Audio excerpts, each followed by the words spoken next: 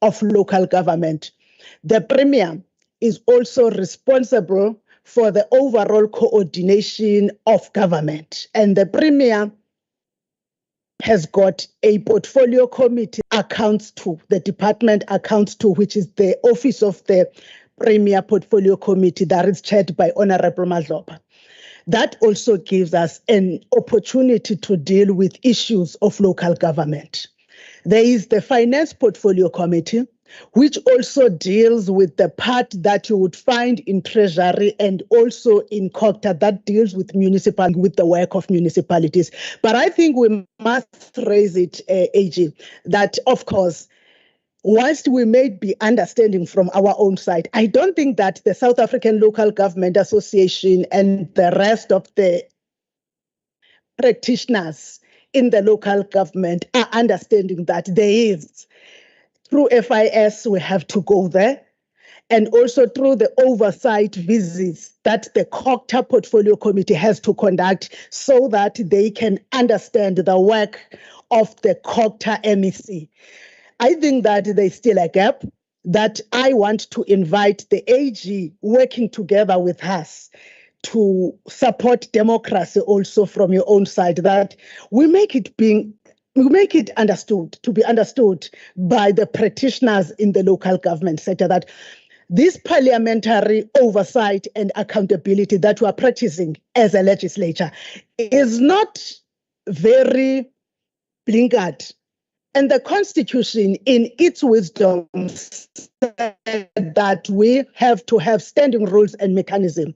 The legislative sector, we might not have the legislative sector bill, but we have a sector oversight model that we have adopted that the AG now also considered when doing our own audits.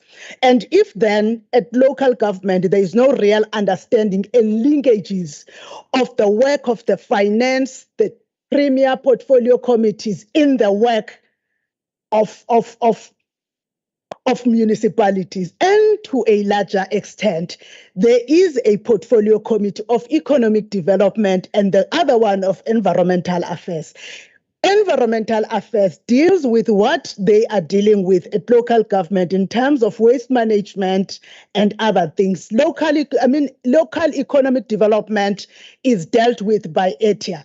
Now, when there is no understanding of how this pans out when it comes to oversight by the entire sector, which I believe is one of the areas that we must work together with AG through the road shows of AG to really send it out there, that it's not necessarily a legislature imposing, a provincial legislature imposing, but it's what the Constitution has given to the provincial legislatures as part of their work and developing these mechanisms of oversight and ensuring and enforcing accountability.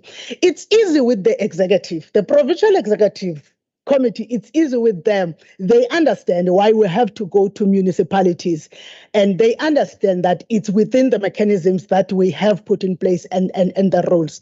So I am saying that in short, we must do those joint programs to deal with such issues, but also we appreciate the work that you are doing. I will not forget whenever I stand here, or even when you are coming by MF, you are coming by PFMA, because I said it on Friday or on our policy speech that we look in earnest and wait, holding our breaths, for the day that the Auditor General of the Republic of South Africa tables 3 audit reports, not 2. We wait for that day where you will table 3 audit reports, not 2. For us as a sector AG, we appreciate that you audit the Municipal Finance Management Act audits. the Public Finance Management Act audits. But we are still waiting for you to actually table the Financial Management of Parliament and Provincial Legislators Act audits separate from those of the PFMA. But for today, we are welcoming you. We will engage with you, and we really appreciate that you have to take your time to come to us in KwaZulu-Natal. And we know that it's not that you did not want to come before. There was a time that we were prepared, but the program of the legislature was not allowing. I think, honorable members, I must disclose that.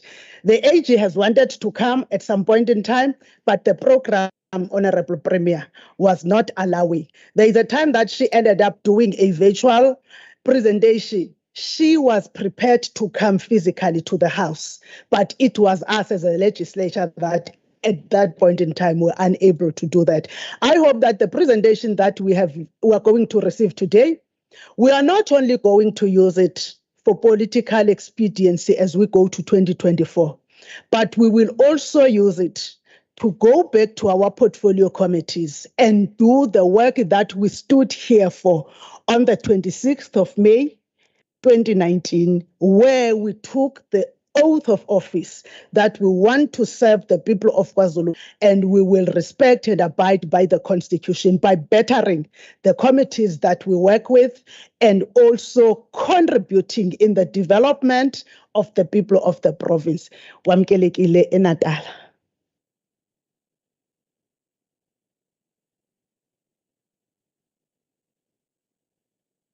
Thank you very much, our honored speaker, Ms. Nontembeko Boyce, for those warm welcoming to our AG into the legislature of the province of KwaZulu-Natal.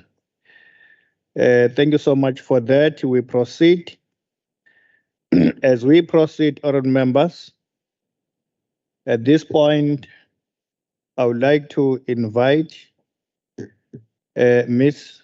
Tsakani Maluleke, the Auditor General of the Republic of South Africa, to make a presentation on the 2021-2022 audit outcomes.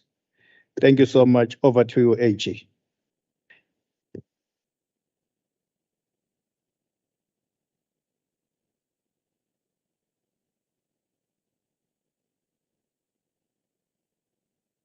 Okay, thank you. Thank you very much, Mr. Chairman, and a warm greeting to all of the honorable members. I'd like to greet my classmate, the honorable speaker. Good morning, Madam Premier. And a very warm greeting to all of the MECs that are here, all of the members of the Provincial Legislature, the DG I saw earlier on, the Secretary and your team. And I'd like to also greet my team members from the formidable Team AGSA that are with me today. Thank you for this very warm welcome and for the opportunity for us to meet and look forward to visiting the province. And I'm pleased that we're able to do so today.